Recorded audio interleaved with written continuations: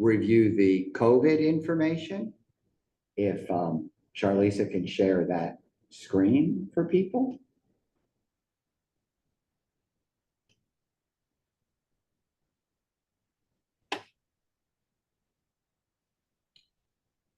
So as of today, there have been 868 people supported by DDA who have contracted COVID.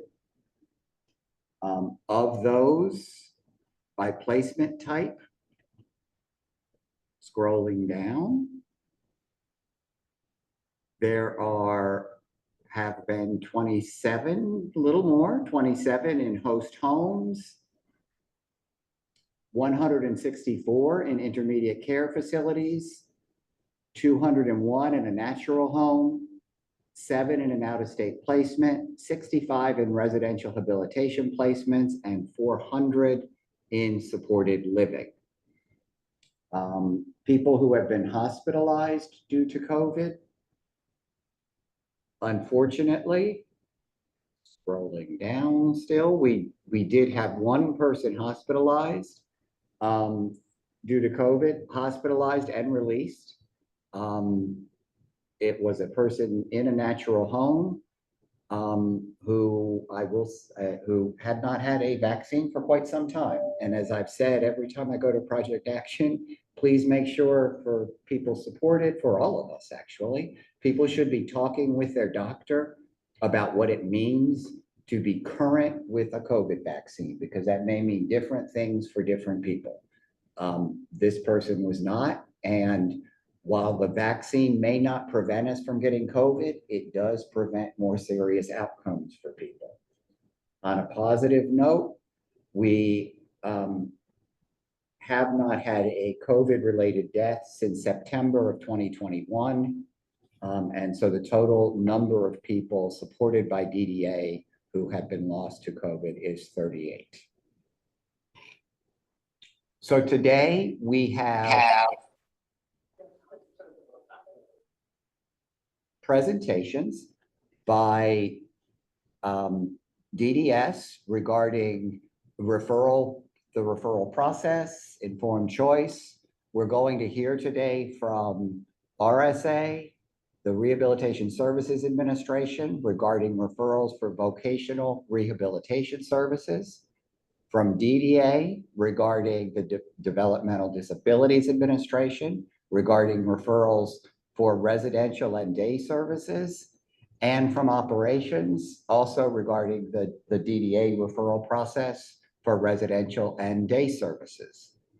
So first up today, we have Mark Augusto and Takia Milburn, who will provide information about the referral process with RSA.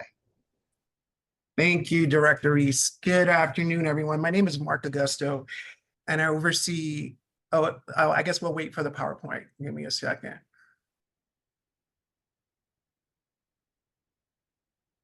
So I oversee intake and outreach for DDS, and I'm here with my colleagues, Takia Milburn, who's the RSA project manager for our transition unit, as well as Anjali McGugan, who is one of our VR supervisors for the general unit. And we are here, you can go to the next slide. We are here to provide a brief overview of RSA's referral process to service providers, as well as review how RSA implements informed choice, so our clients have the information necessary to make individualized decisions. We wanted to start this presentation with a description of the role of the VR counselor, who is primarily responsible for initiating the referral process, as well as supporting our clients through informed choice. Next slide. Thank you, Mark. So the role of the vocational rehabilitation counselor is that they are a trained counselor who works with individuals, their families, schools, and other agencies to design a plan for employment. They identify barriers to competitive employment and support needs, determines eligibility for the VR program, and they work with individuals to develop a feasible employment goal and to develop the individualized plan for employment, which essentially is the blueprint to achieving your vocational rehabilitation goal. Next slide, please. So informed choice through the vocational rehabilitation journey. So step one is opening your case with RSA, and this is when informed choice begins. It's when you first contact the agency to apply for vocational rehabilitation services, and it continues throughout the rehabilitation process. Step two is exploring what you want to do. This is during the intake process where the applicant explores interests, strengths, and abilities with support of their VR counselor to develop an appropriate employment goal. Step three is the development of the IPE. Once eligibility has been determined, the client will complete a comprehensive needs assessment and will work with the VRC collaboratively to develop an individualized plan for employment. The IPE is based on the applicant's informed choice. Step four is preparing for employment. This is really when we're going to implement the IPE. And so all the services that have been identified, this is when we will begin to put those services to work. So the client will receive all those services that have been identified in the plan, and it will help them build their skill sets necessary to achieve the individual's employment goal while, again, using informed choice. Step five, search for a job and get hired. This is the most important goal of vocational rehabilitation services. The client continues to receive services that will help them search for a job and get hired. Next slide, please. Sorry, I was on mute. Now that you've heard how informed choice is present through the VR journey, we want to review what is informed choice. So DDS RSA ensures that you and/or your representative are provided with the information and support services to assist you in exercising informed choice. And informed choice is a decision-making process that occurs, as we just heard, throughout the VR process.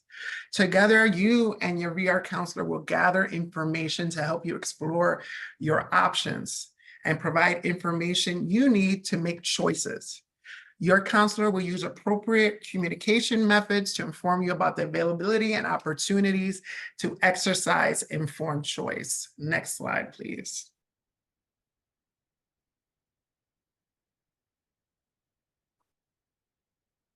Again, informed choice begins when you first contact the agency to apply for VR services and continues throughout the rehabilitation process.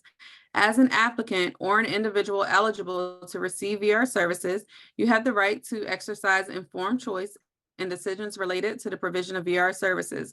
And they include decisions and plans for the type of assessments and evaluations you'll participate in, choices among the methods used to procure VR services, selection of your employment goal, the entities that will provide the services to help you achieve your employment goal, the setting in which services are provided, how services will be procured, including your financial contribution, if any, and the development of the individualized plan for employment. So the information provided by your counselor will consider your unique strengths, resources, priorities, concerns, abilities, capabilities, and interests that will help you achieve your employment goal. It is also important to remember, however, that informed choice does not mean unlimited or unreasonable choice. Your counselor may not always be able to support your choice. If this occurs, the counselor will explain the reasons and help you consider other choices. In addition, you have the right, if you are dissatisfied with any actions taken in your case, to do the following remedies. A, request an informal administration review meeting. B, request mediation. C, request an impartial due process hearing with OAH. D, request an interpreter or other methods of communication. And in addition, we always have our client assistance program, which is Disability Rights DC, who you may contact at any time through the VR process. And again, their information is there. I believe we have some representatives from Disability Rights on the call, Sandy Bernstein and so forth. So they're always available for you to answer any questions as it relates to any concerns you may have with the VR process. Next slide, please. Another way that we work in informed choice for our clients here at RSA is we utilize what we call a comprehensive assessment. And a comprehensive assessment is a tool that the VR counselor uses to collect background information and details about an individual or client. This information will later be used to develop their individualized plan for employment, or what we call the IPE. The VR counselor starts to collect this information at the time of the individual's intake interview, and it is continuously collected leading up into the IPE development process. The type of data that we collect during this time is information related and used to assess the client's unique strengths, their current resources, their priorities, concerns, abilities, capabilities, interest, and informed choice interest and informed choice of the VR individual. The comprehensive assessment also assists the individual and their assigned VR counselor with determining their personal goals and their objectives. Once the information is gathered, the VR counselor, in collaboration with the individual, will use the comprehensive assessment to develop the IPE. In this step, it is important to note that in the absence of relevant documentation, if relevant documentation is absent, it's needed to collect information related to the client's strengths, resources, priorities, concerns, abilities, capabilities, interest, and informed choice. That's when a comprehensive assessment is completed, and it aids in identifying appropriate services on or for the IPE. Next slide, please. During the IPE development process, the individual will also have the opportunity to select a service provider.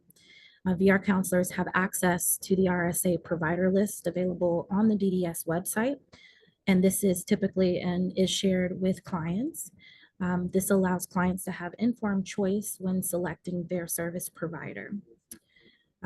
Currently, RSA is working with DDS's performance team to develop a provider report card.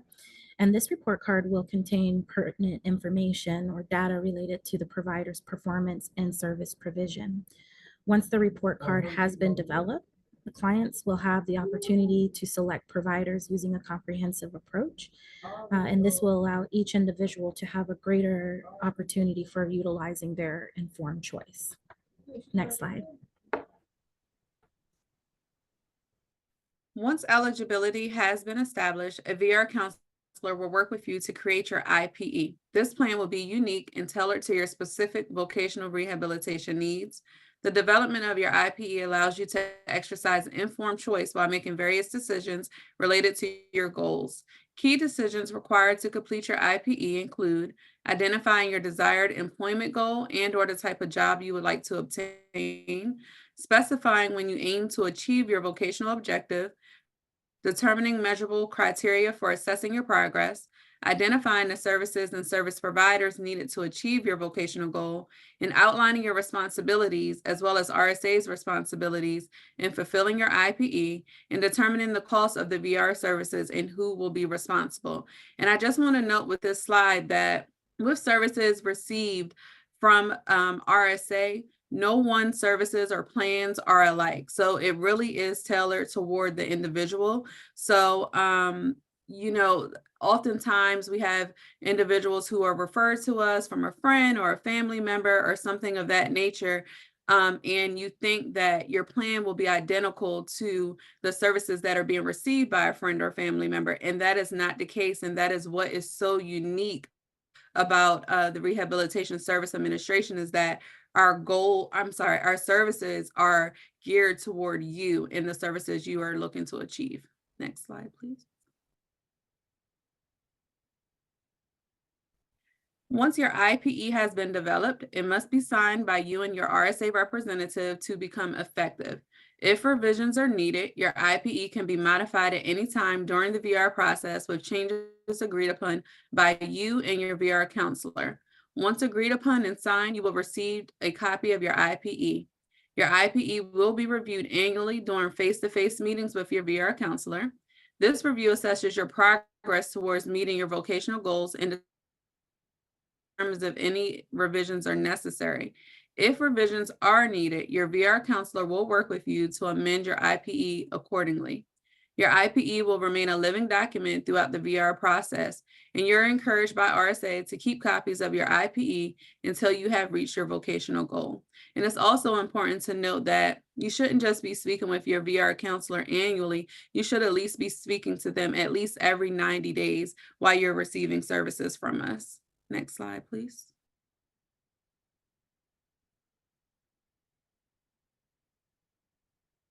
Based on your feasible employment goal, your VR counselor will review with you all of the available service providers who can assist you in achieving it.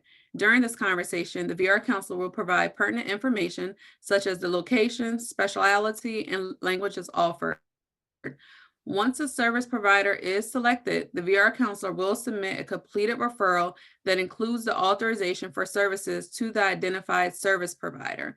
If the service provider will acknowledge acceptance of the referral and is responsible for scheduling the initial meeting with the client, if applicable. And these are specifically, this slide is specifically referring to job development services. So there are other services that we do offer that may not include a referral or an authorization from the beginning. Next slide, please. We additionally support our informed choice process through ensuring that our staff are aware of any new provider services or any provider services or new initiatives. And we do that through the RSA Provider Presentation Series.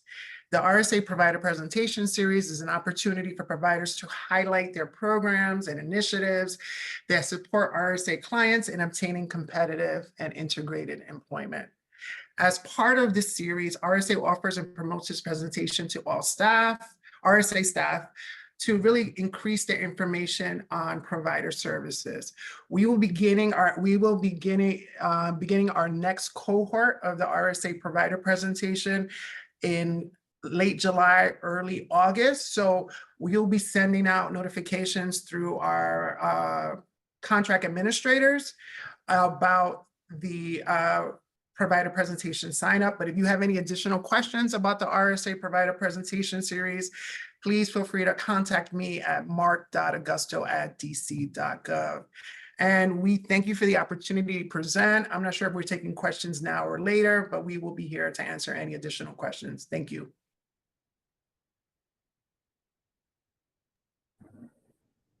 Thank you very much, Mark, Anjali, Takia. So there is, regarding the presentations that you just talked about, it says, can people supported by RSA attend the presentation series, or are they only for RSA staff, the provider? That's a great question. And I think that one of the things, initially, it's just for RSA staff, but I think that's a great idea. Because in addition to our staff being aware, I think it's important for the people support it. So we will definitely look into ways to making that happen to ensure that the people support it are getting that information as well. So definitely great question. And we will keep you all updated on how we, implement that. So definitely great idea. And we have had provider fairs. Correct. For the people we support. Yes. Separate from what you regularly do there. Correct. And we can always do that as well. So please feel free to reach out. Again, if you have any questions, you can reach out to me, Takia or Anjali, or Ricky Wright, Daryl Evans. You can reach out to any of us about that. But additionally, yeah, we will definitely look for ways to ensure that the people we support have all the necessary information. So thank you. Thank you. So next up, we're going to hear from DDA, and joining us will be Sharon Moses, Robin Exton, and Tishara Albright.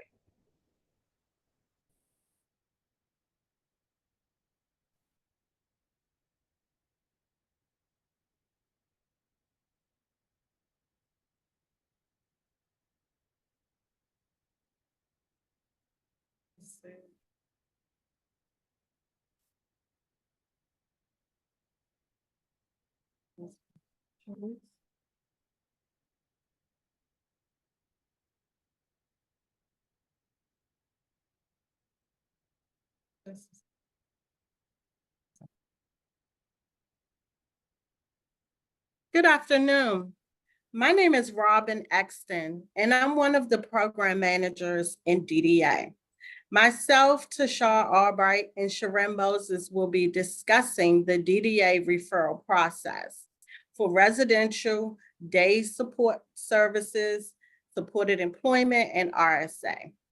Next slide, please. So our referral process starts with the person-centered process, whereby the service coordinator will schedule an interdisciplinary team meeting with the team to discuss the need for the services and supports in the following order. Natural supports are always explored first. Those are relationships or resources that are present to people in the community, which includes family, friends, extended family who are unpaid and informal supports. Then we have community resources, which is a wide range of support services that may include nonprofit organizations, churches, a host of services that are available to all people in the community. And then we have the state plan services, which are funded through Medicaid. And those services could include PCA services, person-centered aid services, speech and language, nutrition, OT, PT, those type of allied services. It also includes ADHP. It could include services offered through the aging that are available to people with Medicaid resources. And then lastly, we have the home and community-based services.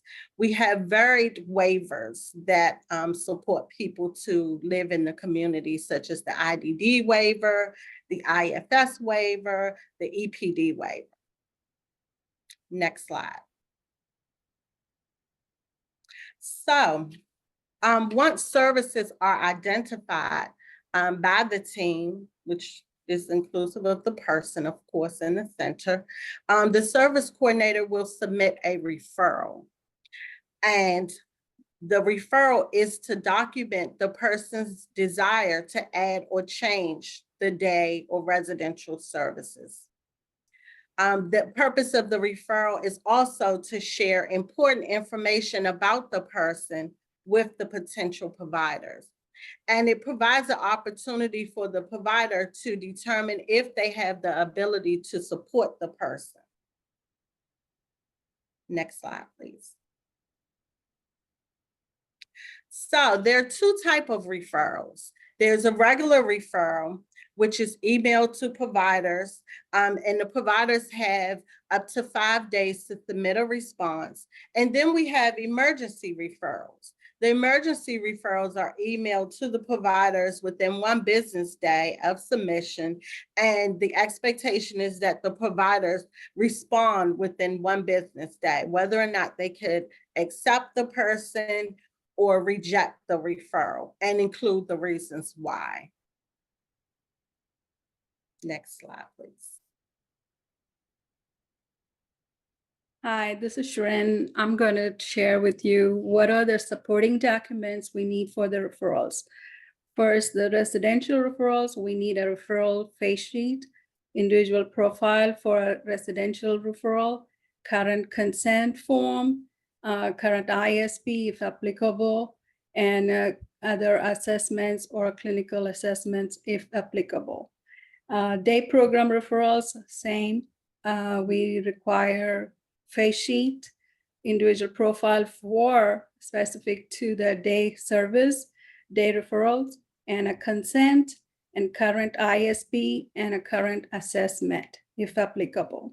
For RSA referrals, picture ID, government issued current ID we require, psychological or professional evaluation report, Social Security card, consent to release information, and optional SSI award letter or Medicaid card. Next slide, please. I'm going to walk you through the whole process of the referrals. It is actually starting with the person-centered planning. IDT team, interdisciplinary team meeting, discussed to meet the person's actually what are the needs to support the person first and foremost. That's the first step the team would do. Next, service coordinator ensures vacancies are appropriately selected by the person's preference, need, age, communication style, and compatibility. Next phase is once the service coordinator identify that the person, based on the person's profile and the review of the vacancy list, service coordinator shares the information to the person and the decision maker for the selection of at least 3 compatible service providers to add it to the referral. And then residential referrals submitted to 3 different providers identified by the person and the guardian and the caregiver. This particular referral must go through the business support specialist for them to disperse, actually forward those information to the selected 3 providers. Once the referrals sent to 3 providers via email, 3 providers have actually selected providers have 5 business days to submit the response. Either they can send an acceptance letter or decline letter with reason. If the provider decline, service coordinator will follow up so that what we'll do is to select another 3 sets of providers via 3 providers via feedback form. Once the person is accepted and the service coordinator actually provides opportunity for the person to meet with the provider and visit the location and make sure that the person actually selected the location, the provider actually accepted the person on that acceptance letter, not to other locations. And the person and the guardian caregiver informs the person once they complete the visit, and the family or the person can say, if they select a particular provider and the location, we move forward with the service funding authorization process. Which allows the service coordinator to add the provider to the service authorization list and schedule intake meeting once the SFA is fully approved.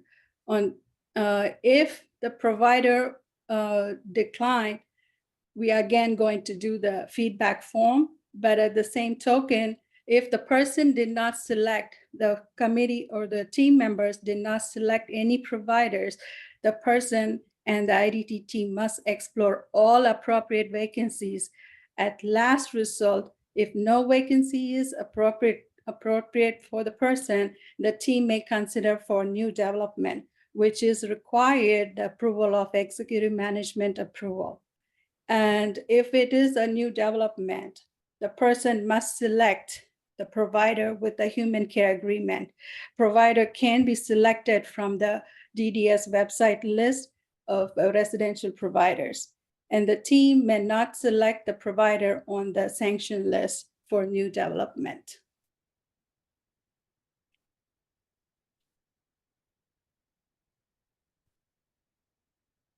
Next slide.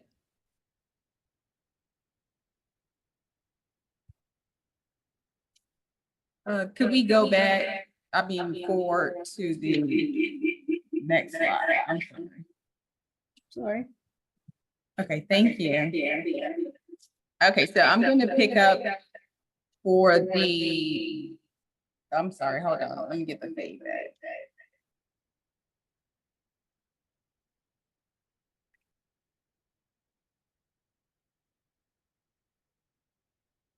Hello? Okay, so that's better. Okay, so I'm going to pick up the referral process specifically for the day program referrals.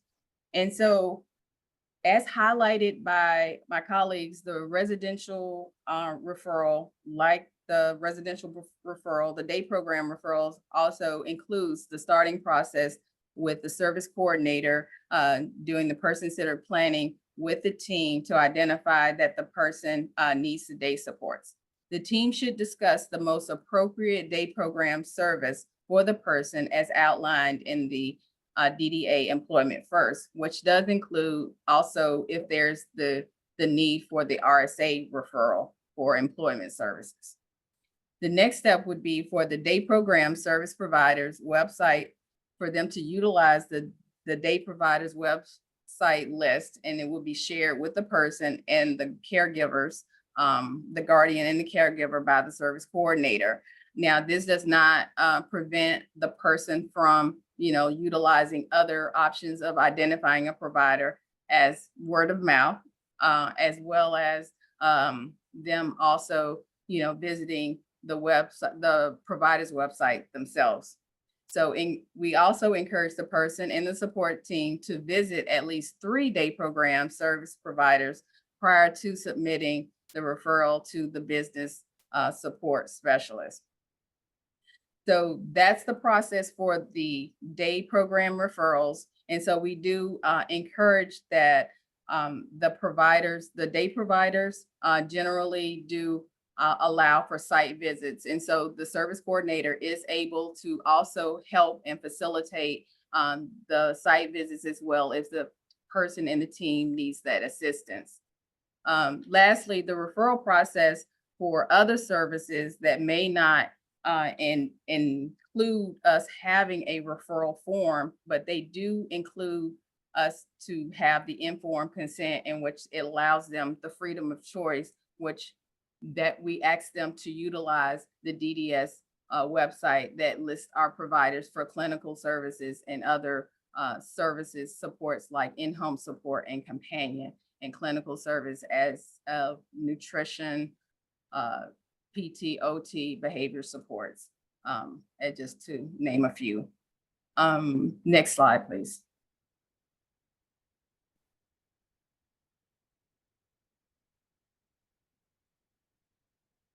The next slide was the referral feedback form.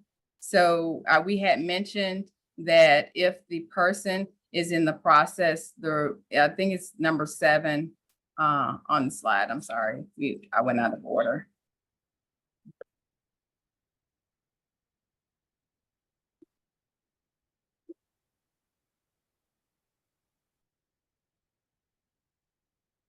So during the process, the referral feedback form, the service coordinator completes the referral feedback form for the following. If the person declines the provider that accepted the person, or no provider accepted the person, or the referral needs to be resubmitted. So that's in both processes for the residential and as well as the day providers. But generally, when the feedback form is done, the service coordinator is going back to the team to identify the additional providers that they would like to explore. So once that process is completed, like you said, we go back to the business specialist, it's submitted, so that the process of identifying a provider starts over. So it's a process that sometimes the timeline, it can take a while for some, and especially with residential services.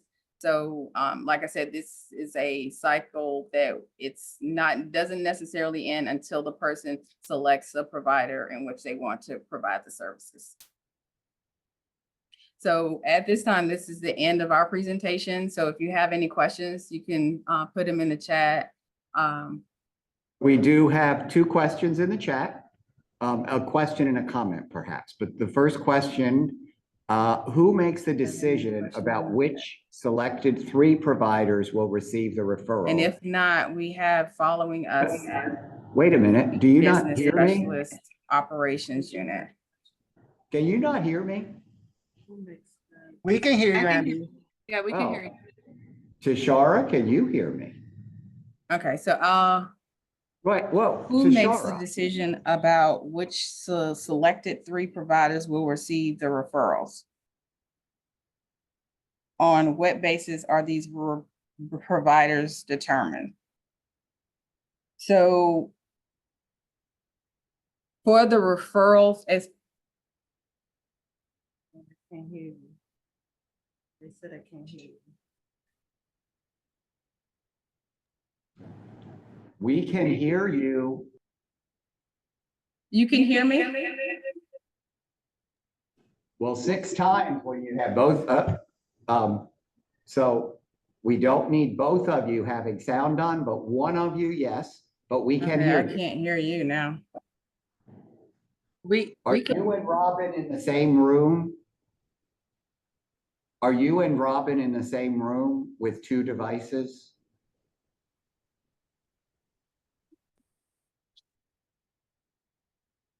Hello? We can hear you, Tishara.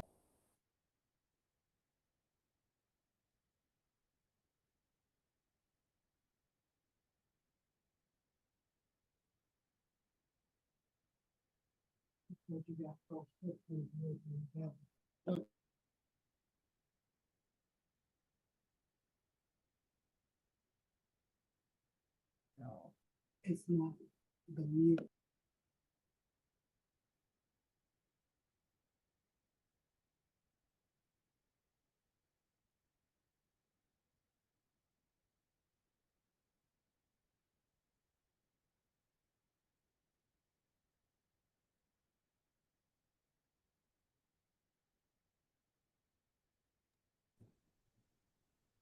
Robin, can you hear me? Tishara, Sharon. Okay, we can hear you now. Yes, we can hear you. So, Okay, so if you could respond to the question, which now way back up there, how are the 3 selected? And what's the criteria for selecting those 3? okay, so during the IDT team meeting, the person is provided information on vacancies that are compatible based on their preference, their communication style, their interests. And we share that information with the person and their team. They typically make a selection.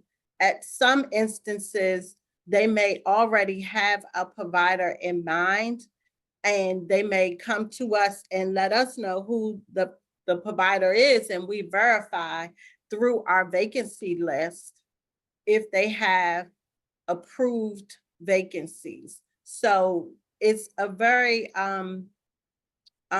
intensive process whereby the person kind of leads the effort in terms of selecting a provider of their choice based on the provider having an approved vacancy. So we have an internal vacancy list that is managed, and we look at the list and share information with the team on the placements that are available, and they make the choice from those available placements. And so the second part of the question, on what basis are those providers determined? And we really allow the person to make the decision, the person and their team, once they're provided information on compatible placements that are on the vacancy list.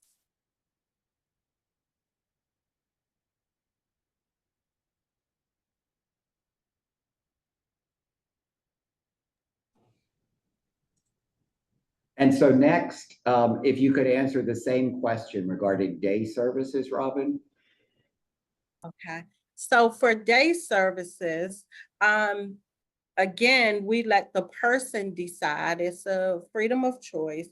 They are able to review our website for programs. They're able to visit those programs in advance to see how they're set up, to interview and discuss with the staffing and make a decision based on their visits. We support people with assisting with transportation if necessary, if coordinating those visits, the service coordinator can assist with that process. And typically the person will visit multiple programs before making a selection. There are times though when a person may have a program in mind that they bring to our attention, and we would include the information on the referral form and submit that for consideration.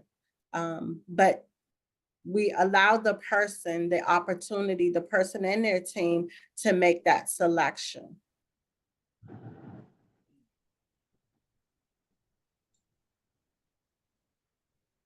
So some of the questions are now getting broader, and it feels to me like they address both DDA and operations.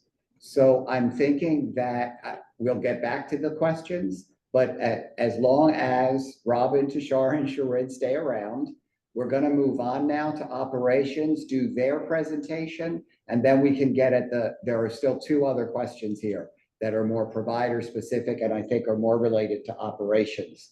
And we'll answer those after the operations presentation, which today Tracy Taylor is going to do a presentation on operations role in the referral process.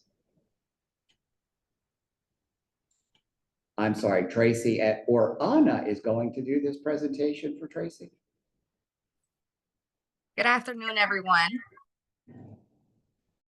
I hope everyone can hear me. I am Ana Bolaños, and I am the Financial Services Unit Supervisor. I will be presenting on behalf of Ms. Taylor, who couldn't be with us today. Ms. Taylor is our Business Services Specialist, and she actually is the person that leads the referral process and operations.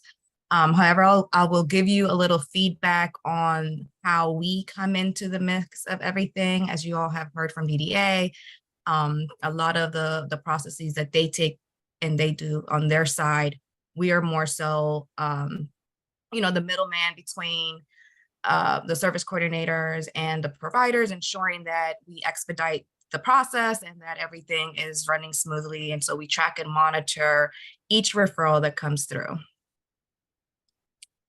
You can go next. Thank you.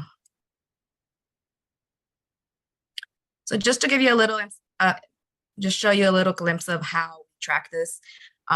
Within the referral tracker that you see in front of you, not only do we track the initial waiver and the date that it comes in, but we also track the services, we track the providers that they've requested.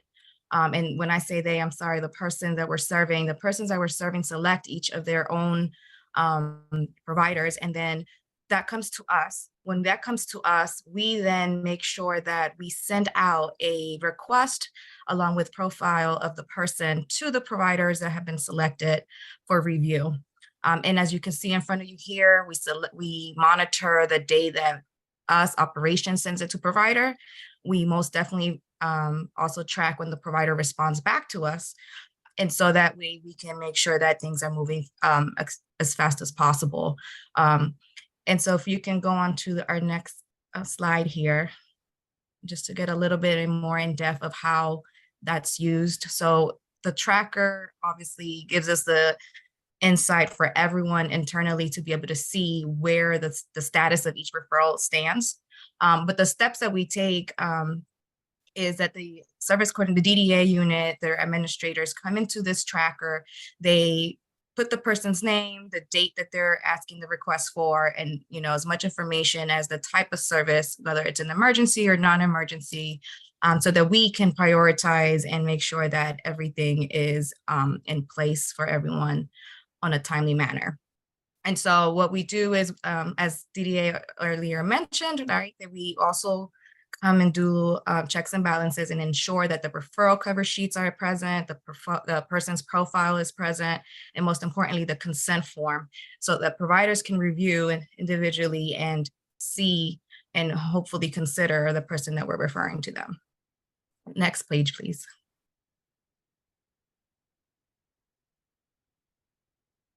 So before we do send it out to the providers, our business services specialist, she does three big major things, right? So the first thing is she reviews our provider vacancy report, which is pulled from our MCIS system, which I believe all of you are aware of, which is very important for every provider to ensure that they're vacancies and their units, addresses, and capacity size and people in each unit is always updated and to date, so that we can ensure that when we're running this report, we're providing proper data so that we can be able to send you referrals, right? And so once we review and ensure that you indeed as a provider have a vacancy, and this is for, again, for the people that have been selected. So we also look at the sanctions report. The sanctions report, for those that are not aware of what that is, it comes from our performance management unit, which identifies any provider that it's out of compliance with our policies and procedures, right? So we want to ensure that not only are you on our vacancy report, we're making sure that you're not on the sanctions list. And in addition to that, we're checking our OCP, our procurement contracts, to ensure that you are qualified as a provider to provide those services requested. Next slide, please. So in the financial services unit, we, more than anything, again, right, maintain that communication. So once we have everything, we've reviewed everything, we're ready to go. We sent out that email to each provider individually, whether it's for residential or day services, I'm sorry. And that is something that just to be aware that even though it might not be an emergency, it could be just a regular request, we do monitor this twice a day minimum, so that we ensure that they're sending out in a very quick process and a timely manner, so that we can avoid delaying any services. Next slide, please.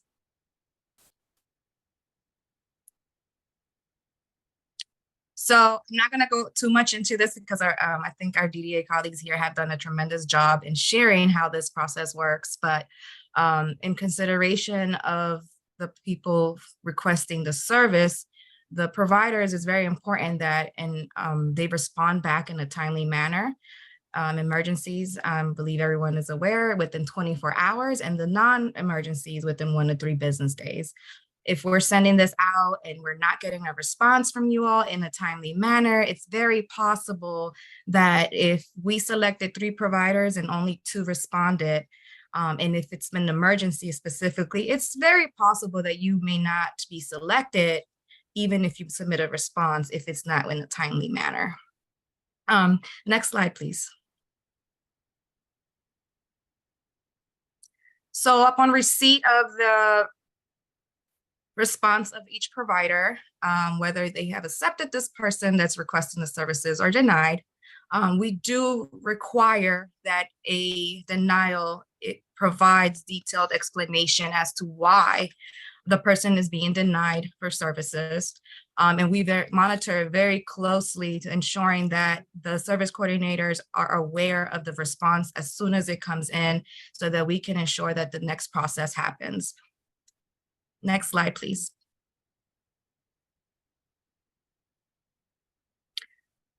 So again, upon receiving all of the documentation, the provider has responded. As DDA mentioned earlier, they do re-meet again with the IDT team, and they submit what's called an SFA, service funding authorization. And that's where we come back into the picture, right? So we're there in the middle of the process, and then we're at the end of the process, because at the end of the process during the SFA, what we as operations is checking for is our budget. So we're looking at our budget, the effective date of the move, and ensuring that the provider is covered, that we can cover all of the costs that will take place for this move, and ensuring that we're budgeting correctly, and ensuring that each provider has the correct data, so that we can make sure that things are being done accurately and expeditely, so that we can avoid, again, any delays on services. Next slide, please.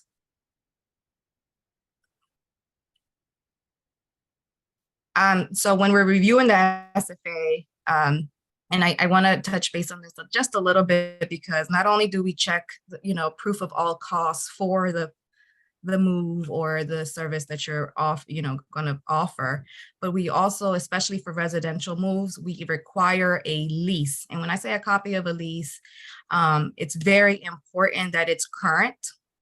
If you're moving Anna to another facility, it is very critical that a new lease or an amendment is provided with the new person's name. And that way we can track, again, your vacancies. We can ensure that the services are being rendered accordingly, and that we can also be able to provide our people better services by knowing exactly where they are at every time.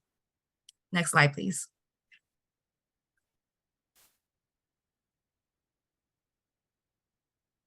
So that, I'm sorry. Okay, so that's it for me today. Again, more so the middle person and our budget review for all of our providers. But if you have any questions or concerns, I'm happy to answer any today. And then on the next slide, I'm actually providing you Ms. Taylor's information, as she is our business support specialist. And more than likely, I'm sure you guys are familiar with her name, at least, because that's who you get the emails from almost daily on referrals that we receive. So thank you very much for your time. And that is it for me. Thank you. Thank you, Anna. And there were two questions here. One of them has been answered in the chat, but for people who are watching this on a device where they might not be able to see the chat, there was a question: how can we submit corrections to the current? There's a list on our website, DDA waiver services by provider. And the response was simply, if there's a question about that, please reach out to operations, because we do update that list monthly, so it should be current. Correct. There's a question here that I don't understand, so perhaps if the person could either type in some clarification or unmute and ask their question. It says, so agencies cannot just get smaller agencies and sweep all the admissions. I don't know what that means. So if that person would like to provide some more explanation, either in the chat or just unmute.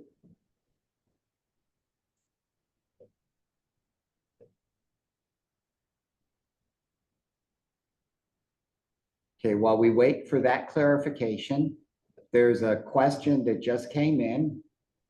In regards to a residential referral, are all providers on an HCA automatically put on the vacancy list that are approved to provide residential services? No. This is Jared. Good afternoon, Andy. The providers that are coming in, I'm assuming these are newer providers. The vacancy list is for existing providers who are rendering a residential service, and a person has more than likely moved out of that home, leaving a vacancy. The vacancy list is made up of those vendors only. When providers receive their new human care agreement, they are considered active, no longer qualified to provide the service. So that they're accepted or chosen by a person, then the referral can go out to them, but they're not included on that vacancy list.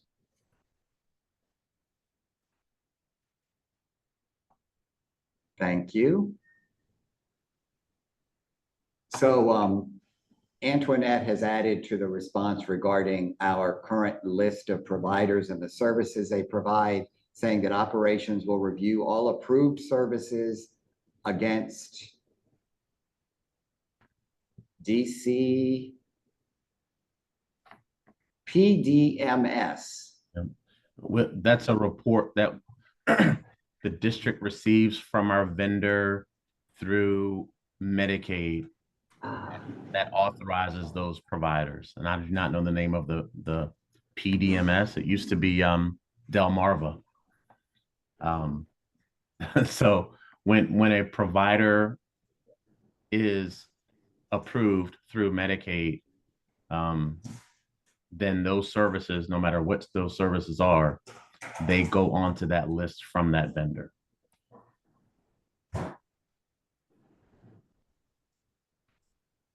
Thank you. So we got, thank you very much, Pam Harmon, Provider Data Management System. Thank you. And the clarification of that question is, we have seen some agencies absorb smaller agencies, and this process is not followed. Do some agencies not get referrals for a year when they have 6 to 8 vacancies? How is this made equitable across the board to all providers?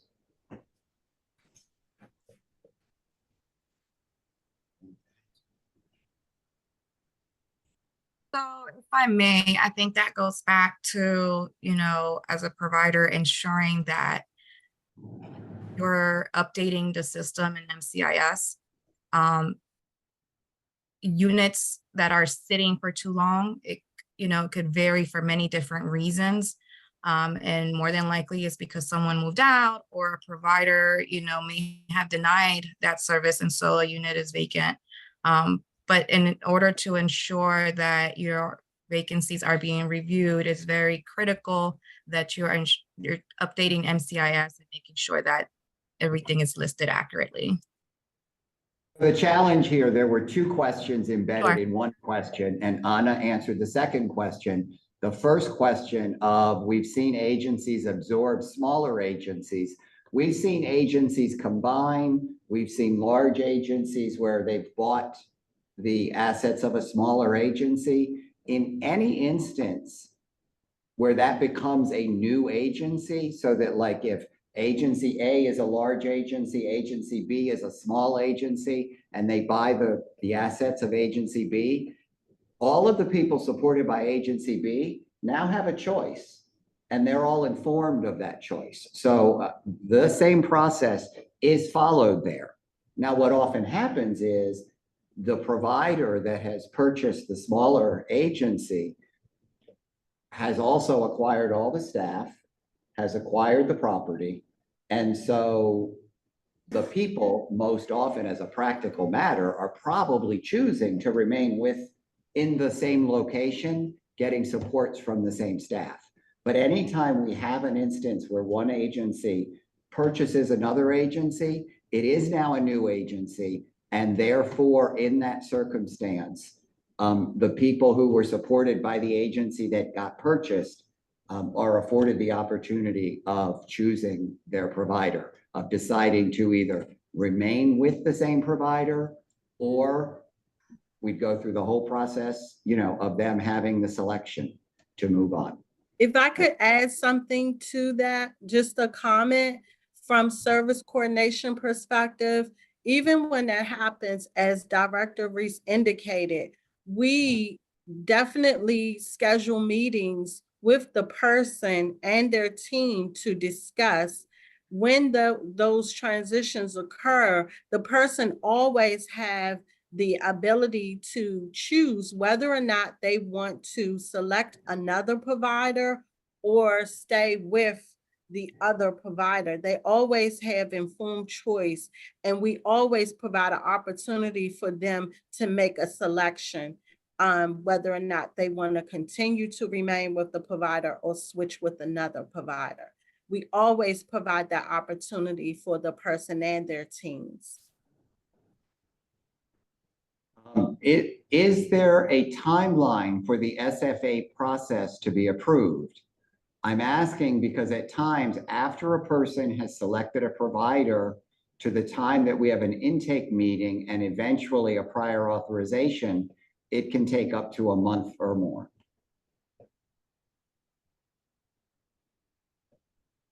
So if I may, I'm sorry, was someone else speaking? I was only going to say, anyone, please, I don't know. So whoever can answer that, please do. So I just want to refer back to my tracker. So our agency tracks, again, right, when something comes in, when the provider responds, when the provider receives it. The SFAs, it can be case by case. So there's really no straight answer to that, unfortunately, because it depends on how soon the providers respond. It can depend on whether or not they can provide the services that we're asking for, and we may have to restart and do what I believe Robin mentioned, the feedback form. And so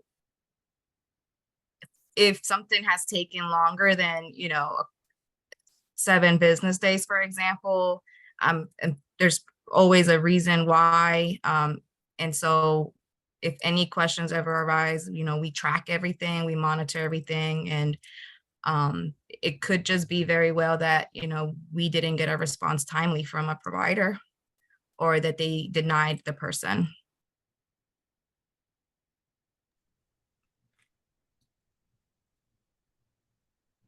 So I'm not sure I understand the next question. It says, what if you are not a new provider and have been a provider for more than 2 years or more? I'm assuming that has to do with someone who wants to be a residential provider but still isn't, even though they've been a provider for a long period of time.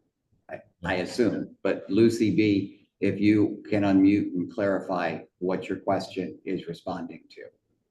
And My question was actually in regards to the question I was asking about referrals for providers getting referrals under residential services. So if a provider has been in the system for a while now and they've been providing and they, been conducting their PCRs and they doing excellent in their PCRs, I'm just trying to figure out like at what point or how long does it take for that provider to be, to be part of the vacancy list?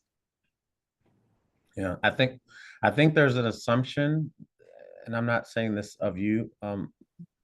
If that was Lucy B speaking, this is Jared. I think there's sometimes is an assumption that once a provider is approved, both through Medicaid, so you receive your Medicaid number, and through the Office of Contracting and Procurement via the Human Care Agreement, that there's a guarantee for a referral for business, and that's not accurate.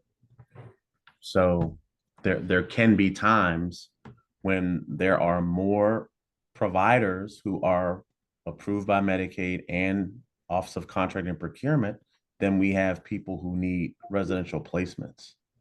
So whether that's you're brand new in that process or you've been there for 2 or more years, again, there's no guarantee that because you've done well on your provider certification reviews, you have no other sanctions, it does not mean that you're guaranteed the residential business. Hey, Jared, could you just clarify the definition of a vacancy? Because I think that new providers who are available see themselves as having a vacancy, but I don't think that's how we define a vacancy. Sure.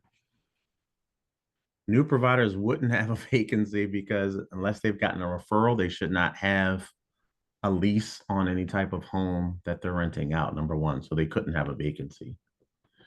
When a person or people have an established home, and let's assume the established home has 3 bedrooms, so there are 3 people living therein, and one of the 3 people leaves that residence for whatever reason, you're left with 2 people there, but you're still left with 3 bedrooms. That 3rd bedroom is considered a vacancy. And so DDA continues to pay for the full rent of that 3 bedroom, let's call it an apartment, so that the other people are not displaced. They're able to stay there. That is why I think we've mentioned it a few times here. We prioritize those vacancies because we are paying for those. And obviously they are vacant. That is a vacancy. If you are a new provider, or if you are a provider who's been in business for some years, but has not provided a residential service, you are not on that vacancy list because you do not have a vacancy.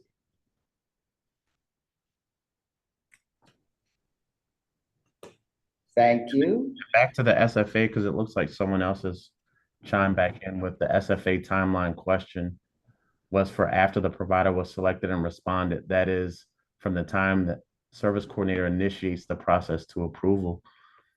Typically on the service funding authorizations, there's I think it says move-in date. I don't have the system up in front of me, but there is a proposed move-in date for that person. So the SFA could go in, for example, today, June 28th, with an August 1st move-in date for John Doe. And the service coordinator who initiates it, once it's submitted, it goes through an approval review process. And there are 5 or 6 levels to that. But I think the biggest part of that is watching the calendar to make sure we are reviewing and approving to meet the person's move-in date. I don't think there is, service coordination could correct me. I do not think that there is a specific time that it must be fully approved from the date it was initiated by the service coordinator, but we are very mindful and pay attention to the proposed move-in date for that person so that it gets approved before then. Correct. So And go ahead, Robin. I was just gonna add that, and it was discussed before that at times there may be some decision making that may have changed in between the person selecting the provider and finalization of where they intend to go before that FSA is submitted and goes through the various departments for approval. So Because there was go ahead. the person always have choice. And that's actually the answer to the next one, which is the person is saying that the issue of choice wasn't seen the last few times that there have been acquisitions of providers. Just to be clear, there is some difference there, if I'm not mistaken, in that if a provider takes over another provider, the first question that's asked is, if the staff's the same, the house is the same, or the apartment's the same, do you want to continue here, or do you want us to go down the road of identifying a different provider? So if the person says, I'm good right where I am, I don't care who owns this in the background, I'm more concerned about what staff I see every day and where I live. And that isn't changing. But the person is always given that choice. They're not told, you must now pick among these. They're already in one and they're asked, given that there's a change here, do you want to change or do you want to continue where you are? And the risk there is for a provider that acquires a new provider, in that every place that they acquire, the people could all say, I'm out of here now. and they could have just purchased a business that is left with assets, but not any clients. But anyway, it always starts with checking in with the people. So it is ultimately, as Robin said in answer to the other question, it is always the person's choice.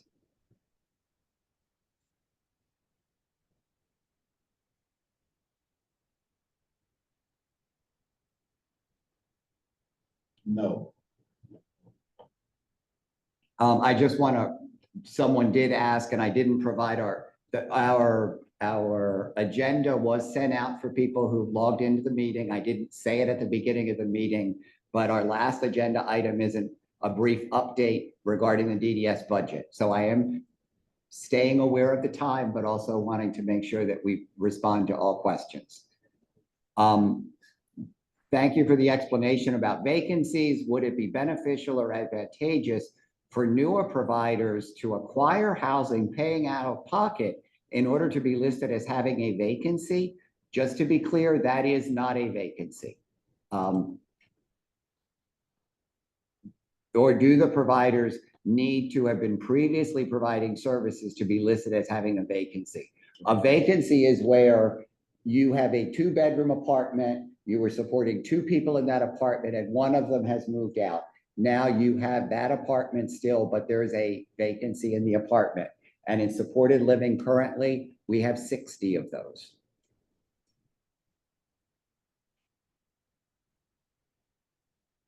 I think that we've responded to all of those questions and we have about 15 minutes left. It is truly a fairly brief overview, I believe. Well, before I move on, thank all of the staff who did these presentations today. It was a lot of information. Thank you very much. Some good questions about this. And I know that this is sort of these are ongoing questions that we get from people.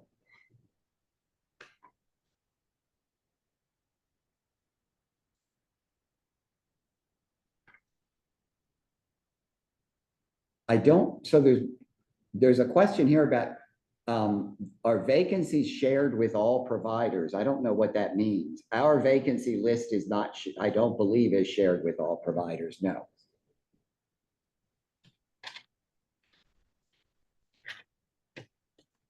So, the budget process, we are at the point now, I'm pretty certain that the mayor has transmitted the budget to Congress, but the budget is final. Thank you to everyone who came to the budget hearing. Because the council did respond to people's testimony. I want to review, there were, from the budget presentation that we did to today, the council made 2 changes to the budget, adding some additional funds.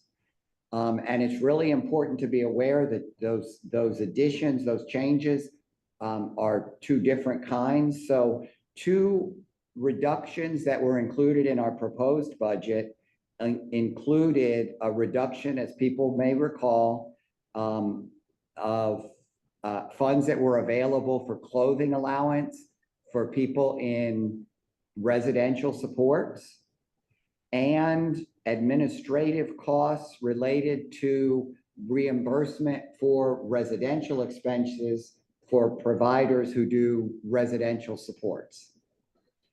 Those 2 reductions, one of them was $744,000 related to the clothing.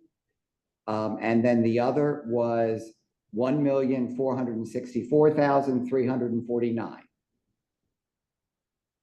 Now, and so the council for the clothing restored about 56% of those funds to the budget. They restored $416,508.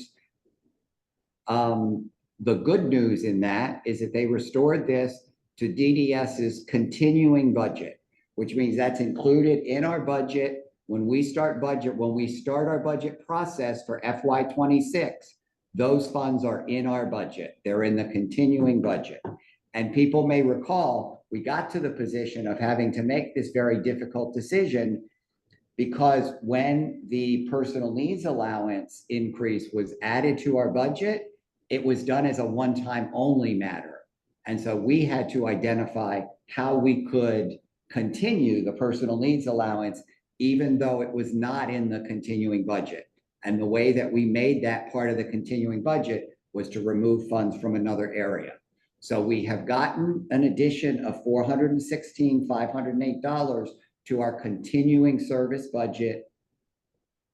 And what that means is for our human care agreements for residential supports, previously we had $600 a year for clothing for people supported, and that was going to be removed. Council restored sufficient funds, 56%, so that it would be now $336 per year, which works out to $28 per month.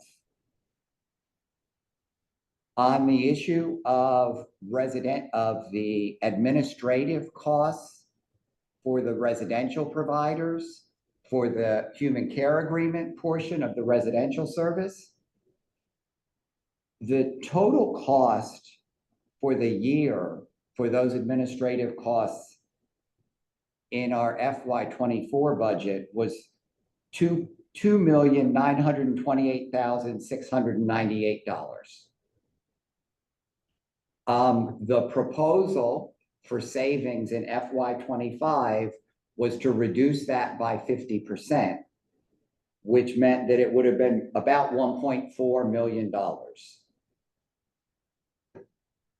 Council restored $900,000 of the $1.4 million that we had reduced. So what that means is that our new budgeted amount for administrative costs in FY 25 is $2,364,349. That amounts to about 80% of what it was in the current fiscal year.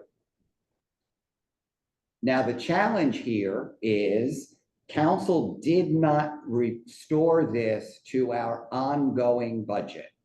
They restored it as a one-time only addition to our FY 25 budget. And just briefly to explain this, when the executive and the council prepare the budget, they prepare, I don't think we usually pay attention to this, but it's the budget and financial plan. The budget is for the next fiscal year, for fiscal year 25, but it's also a financial plan that goes through fiscal year 2028. And the district is responsible for making sure that its budget is balanced all the way through fiscal year 2028.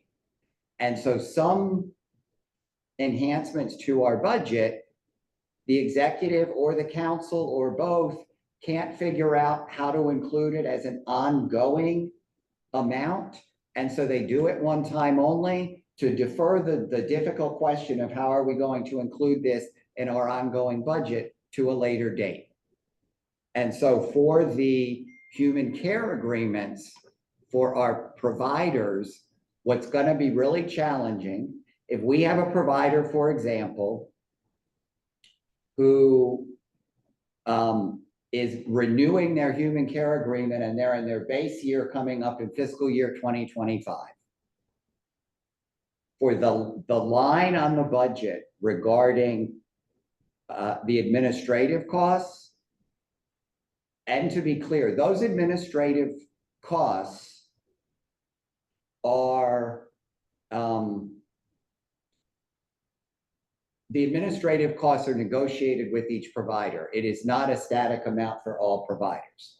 So when we speak to, they restored it so that it'll be at about 80%, it will be at 80% of whatever has been negotiated by each provider currently.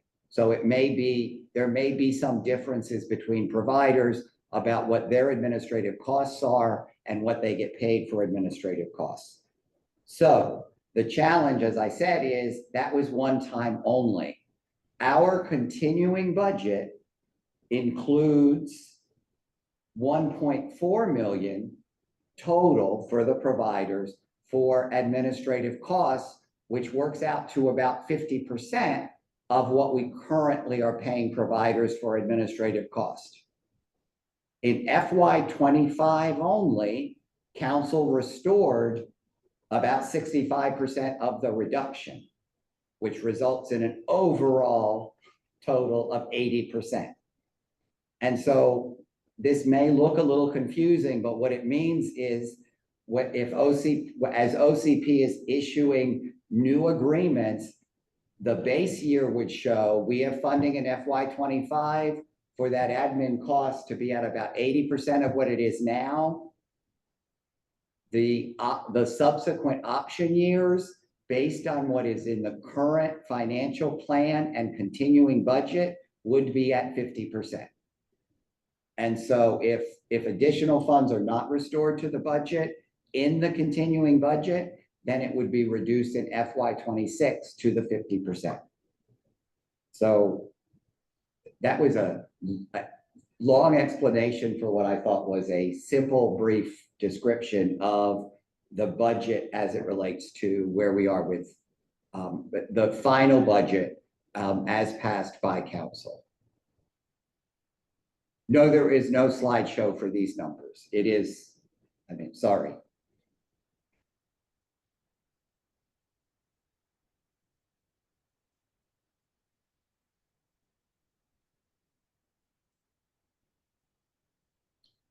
So there's a question here about the RSA budget. Are funds available that weren't for the past several months? Yes, sort of. So the issue with the RSA budget is very different from what I've been discussing right now. There were not changes in fiscal year 24 or 25 related to the RSA budget. The challenge is there were some prior year changes that reduced the local amount in RSA. And so it has created a sort of availability of funds issue over the course of the year, so that we draw down the grant as we spend it. We don't get the whole grant at one time. And we have to have money on human care agreements for providers so that we have obligations out there that are not yet expenditures. The RSA budget can be really complicated, and I'm happy to some degree that it seems that this was the first year that people have felt this, because I will tell you that this time of year, we inside always feel this, because until we get to the fourth quarter, it can be challenging sometimes to manage, because there are a couple of things that happen then. One, we get a final drawdown. We also have the opportunity for reallotment funds. The district, because it is, even with the reductions that we took in 2022, is still overmatched. We have no issue when there are states that don't meet their local match, and so they have to return grant funds. There are funds that become available in August, so we seek those. It has been a very challenging year, in part because although we took the reduction in 22, we didn't feel it in the prior fiscal years because we had this enhanced federal match on our waiver. We had a lot more funds in DDS to be able to move money around during the year. So at the end of the year, it is true that we have had some delays in paying for things, but we have not had the inability at the end of the day to provide those services. So it has been delayed in certain circumstances, but at the end of the day, we have been able to provide all services. We have evaluated this kind of in an ongoing way to see, especially as our new state plan was due, whether there was a need to implement a waiting list for services for RSA because of the requirement to be able to ensure that anyone who comes in, that we can meet their service needs. We can still do that. It is sometimes challenging, and we're not doing it as timely as we would like to in certain circumstances. We've just launched all of our summer programming and are working that through with those providers so that we make sure that we are able to provide those services.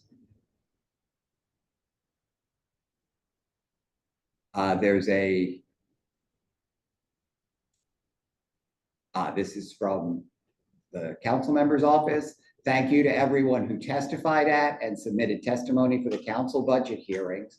The Committee on Facilities and Family Services, chaired by Ward 4 Council Member Janice Lewis George, restored as much of the 2 proposed cuts as we could in a tight budget year. Supported persons, families, and providers showing up directly enabled us to add these additional funds. And, as I think I probably didn't emphasize as much last year because, as Sebastian is saying, this was a very tight year. When the funds for the personal needs allowance were put in as one time only, I think that none of us were thinking that we wouldn't be able to easily figure out how that gets into the continuing budget. But FY25 was really challenging. And let me just say, FY20, and here I'm going to end on this. FY26 will be even more challenging. DDS will need to absorb the 75% of the cost of implementing the DSP wages in our waiver, which has been covered by ARPA funds and will be covered through the first quarter of FY26. So I've talked some in the planning meeting with people. I think that in September, when we have our forum, we should figure out a way to have a very interactive, robust discussion so that when we're talking about to the extent there are difficult decisions to make, let's talk together about what that looks like. Because as I say, FY '26 will be very challenging. Sorry to end on that note, but I'll end on thank you to everyone who did come and testify. As Sebastian says, huge difference. As someone who started my life before this as an advocate, I know that people who receive these services, who show up and testify, that is what makes the difference. That is what people who get elected in a jurisdiction, that's who they want to hear from. The actual people on the ground who we're supposed to be providing these services for. And so thank you to all the folks who did. And we look forward to continuing to partner with people so that we can continue to provide high quality services to all people in the district. So have a great weekend. Enjoy your 4th of July. Thank you. You too. You too.